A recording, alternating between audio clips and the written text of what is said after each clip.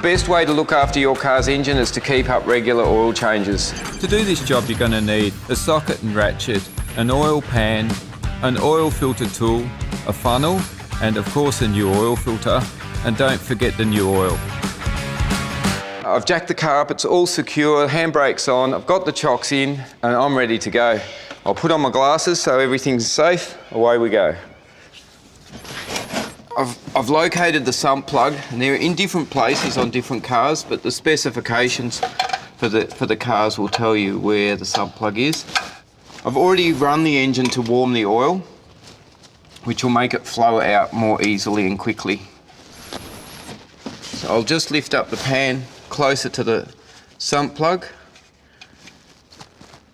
Now we'll just let that drain, leave it sitting there on the floor until it's finished draining.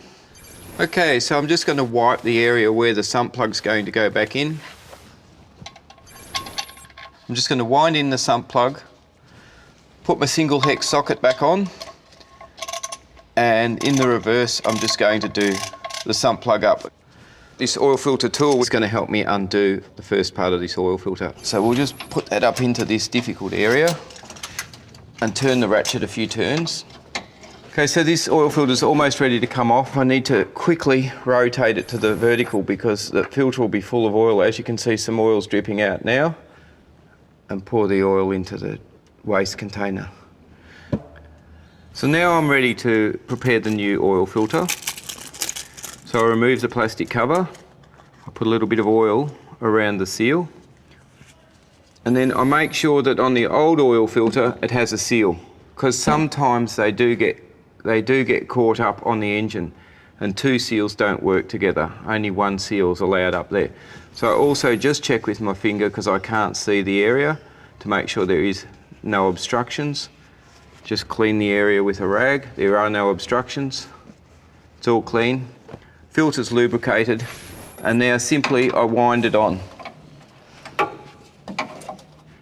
The oil filter's secure and done. So I've got myself a funnel. I'm ready now to put the oil in. So I'm going to take the oil cap off, pour away, but we've got to pour away fairly slowly because the engine won't absorb the oil at the rate that the bottle can tip it out. So when I think I have the correct amount of oil in, I'll stop pouring, and then I'll check the telltale on the back of the pack. There's a white line on the back of the pack here. It's got listed graduations, 1 litre, 2 litres, 3 litres, 4 litres, 5 litres. So I know that we need 4.5 litres in this car before we start it. So a little bit more to go. So just take your time here or you'll make a mess. Believe me, 100 mils of oil is like cleaning up 10 litres of mess. Now what I'm going to do is remove the funnel. I'll put my rag underneath the funnel here so I don't drip oil all over the engine. I'm going to replace the cap. Before I start it, I've got to watch out for the oil indicator. It's an oil can on this car, as you can see on the dash. What I need to do is I need to focus on that when I first start it. If it doesn't go off within 20 seconds, then I have to shut the engine down. If it goes away, all is good. And then what I'll do is run the engine for another 5 or 10 seconds or so, turn it off, get under the car and have a look for leaks.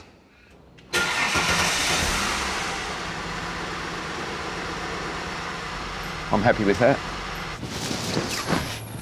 Righto, so we've run the car. Now it's time for me to have a good look and make sure that we don't have any oil leaks around the area that I've been working.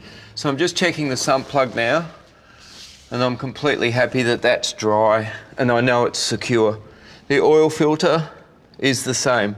Now, should either of these two leak, what you will have to do is go back the steps that I showed you in the first instance. So I have the car on level ground now, so I know that the oil in the sump will be sitting as it's meant to, so I can correctly check the level. I'll pull the dipstick out. The handbook showed me where it was.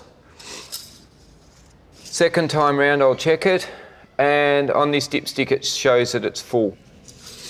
So as you can see, really it's a pretty easy job that you can do yourself. You just need a few tools.